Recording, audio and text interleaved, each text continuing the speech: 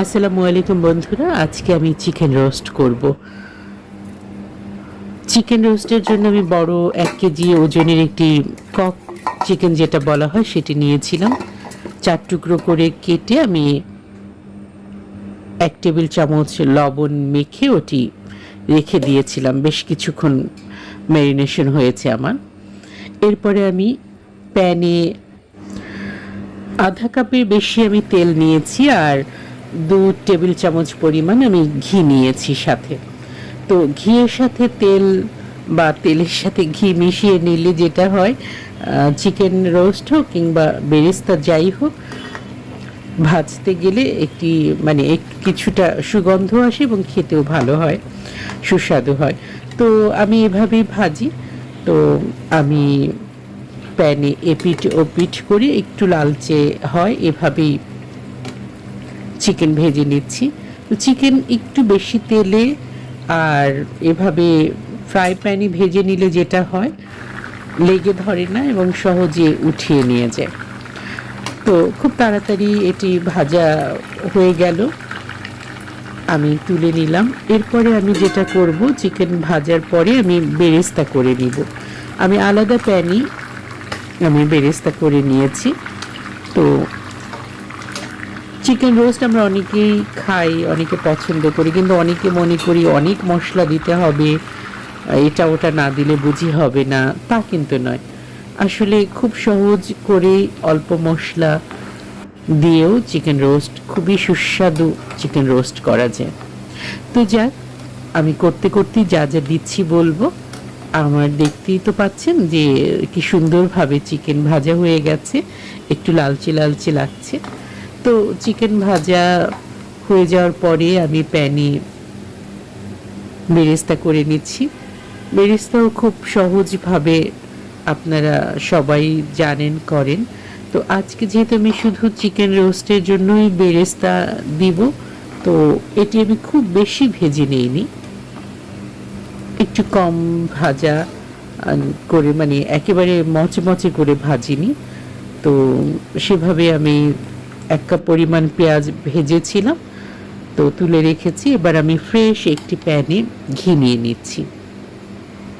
আমি 4 টেবিল চামচ পরিমাণ ঘি নিব। ঘি আমি সাধারণত সুগন্ধিযুক্ত ঘি ব্যবহার করি। তো আড়ং ঘিটি আপনারা অনেক সময় দেখে থাকবেন আমি ব্যবহার করি, কারণ এই ঘিয়ের গন্ধটা আমার কাছে খুব ভালো লাগে। তো যাক, যে যার পছন্দ মতোই নিশ্চয়ই নেবেন। তো আমি ঘিয়ের মধ্যে আমি 2 টেবিল চামচ পরিমাণ পেঁয়াজ নিয়েছি আর খুব সামান্য একটু রসুন নিয়েছি, পেঁয়াজের সাথে আমি পিষে নিয়েছিলাম। এরপরে আমি আদা নিয়েছি, আদার সাথেও আমি কয়েক টুকরো কাজু বাদাম একসাথে পিষে নিয়েছিলাম, অর্থাৎ 5-6 টুকরো কাজু বাদাম হবে এরকম। তো এটি আপনি আলাদা বেটেও দিতে পারেন, আবার একসাথে আপনি আদা পেঁয়াজের সাথে বেটে নিতে পারেন। তো আমি একসাথে বেটে নিয়েছিলাম। আবার ইচ্ছে করলে কিশমিশ দেওয়া যায়, কিন্তু আজকে আমি কিশমিশটা আসলে দেইনি। তো যাক, আমি মশলাটি ভালো করে কষিয়ে নিয়ে ওর মধ্যে আমি লবণ অ্যাড করিনি, যেহেতু আমি বেশি লবণ দিয়ে আগে থেকে মাখা ছিল, তো সেহেতু আমার আর লবণ দেবার প্রয়োজন পড়েনি। আর যদি আপনারা মনে করেন খাবার যখন রান্নাটা হয়ে যাবে তার আগ মুহূর্তে একটু টেস্ট দেখে লবণ দিতে পারেন। তো যাক, আমি মশলার মধ্যে অবশ্য আমি একটু মরিচ গুঁড়ো দিয়েছি। মরিচ গুঁড়ো আপনারা না দিলেও পারেন, কিন্তু একটু গুঁড়ো মরিচ খুব সামান্য পরিমাণ দিলে যেটা হয়, কালারটা বেশ একটু হলদেটে হয়, একটু লালচে হয়, দেখতে ভালো লাগে। তো আমি এভাবে বেশ ভালো করে কষিয়ে নিচ্ছি। আর এলাচ দারুচিনি এগুলো আমি আস্ত দেইনি, কারণ আমার পরিবারের সবাই আস্ত এলাচ দারুচিনি মুখে যখন বাঁধে তখন তারা বেশ একটু বিরক্ত হন। আর তাছাড়া আমি এমনিতেও আলাদা আলাদা করে গরম মশলা গুঁড়ো করে রাখি, বিভিন্ন ক্ষেত্রে, বিভিন্ন মাংসে, বিভিন্ন রোস্টে বিভিন্নভাবে দেবার জন্য। তো আজকে আমি তাই এলাচ দারুচিনি সামান্য গোলমরিচ এসব মিলিয়ে একটি গরম মশলা তৈরি করেছিলাম, নিজেই ব্লেন্ডারে গুঁড়ো করে। তো সেই এলাচ, দারুচিনি, লবঙ্গ, গোলমরিচের যে শাহি জিরা একটু ছিল, তারপরে স্টার অ্যানিস যেটা বলি ওটা ছিল খুব সামান্য পরিমাণ। তো যাক, এগুলোর 1 চা চামচ পরিমাণ গুঁড়ো দিয়ে আমি ভালো করে কষিয়ে নিয়েছি এবং 2 টেবিল চামচ পরিমাণ আমি ঘন দুধ দিয়ে খুব ভালো করে একটু কষিয়ে নিয়েছিলাম। এরপরে আমি সিদ্ধ হবার জন্য বেশ ঘন 1 কাপ দুধ দিয়েছি। এটি অবশ্য আমি পাউডার মিল্ক দিয়েছি, আপনার ইচ্ছে করলে গরুর দুধও দিতে পারেন। তো বেশ ঘন 1 কাপ দুধ দেবার পরে আমি আরও সাথে 2 কাপ পানি দিয়েছি এবং 1 টেবিল চামচ পরিমাণ চিনি দিয়েছি। চিনিটি আমি এই কারণে দিচ্ছি, চিনি দিলে কিন্তু যে কোনো জিনিস ভালো সিদ্ধ হয় আর ভেতরেও একটি মিষ্টি মানে কিছুটা মিষ্টি ভাব থাকবে, খেতে ভালো লাগবে। সেজন্য আমি নামানোর আগেও একটু চিনি দিব, আর আমি এখন মানে ঝোল ঝোল কষানো বা রান্না হবার সময় একটু চিনি দিয়ে নিলাম। তো এখন ঢেকে রান্না করার পালা। মশলার সাথে অবশ্য আমি খুব সামান্য একটু লবণও অ্যাড করেছি। সিদ্ধ হয়ে যাচ্ছে, খুব বেশি সময় লাগে না, ঝোলটা কমে আসতে আসতেই যা দেরি। তো নাড়াচাড়া করতে করতে কয়েক মিনিটের মধ্যে 10-15 মিনিট হয়তো বা সময় লাগবে, এর মাঝেই রান্না হয়ে যায়। আর এই মুরগি তো আসলে খুব তাড়াতাড়ি সিদ্ধ হয়ে যায়, কচি মুরগি।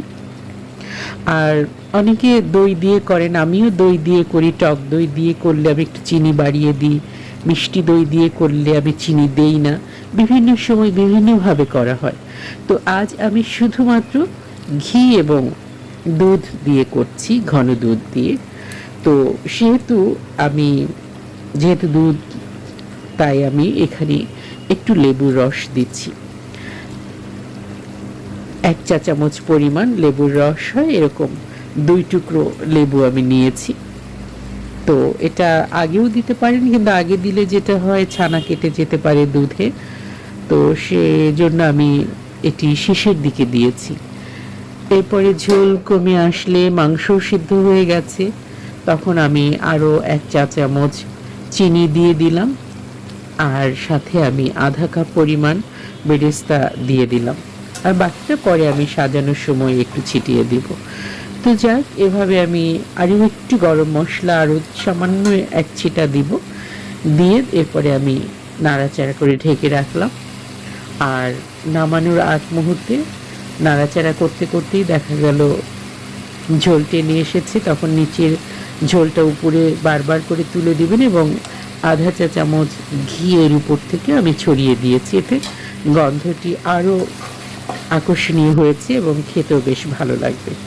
তো মাখা মাখা হয়ে গেলে তেল উপরে মানে তেল বা ঘি উঠে আসলে রান্না শেষ, এবার খাবার পালা। তো অনেকে মনে করেন এটা ওটা না দিলে বুঝি হবেই না, তা কিন্তু নয়। এটি যে খেতে কি অসাধারণ স্বাদ, যিনি খেয়েছেন তিনিই জানেন। তো আমার রোস্ট শেষ, আর রোস্টের সাথে যদি পোলাও না হয় তাহলে কেমন হয় বলুন। তো আমার আজকে পোলাও হয়েছে, রোস্টও হয়েছে। তো আশা করি আপনাদেরও রান্নাটি ভালো লেগেছে। আপনাদের ভালো লাগলে আমার দেখানোর সার্থকতা। তো সবাই ভালো থাকুন, আবার অন্য কোনো ভিডিও নিয়ে দেখা হবে।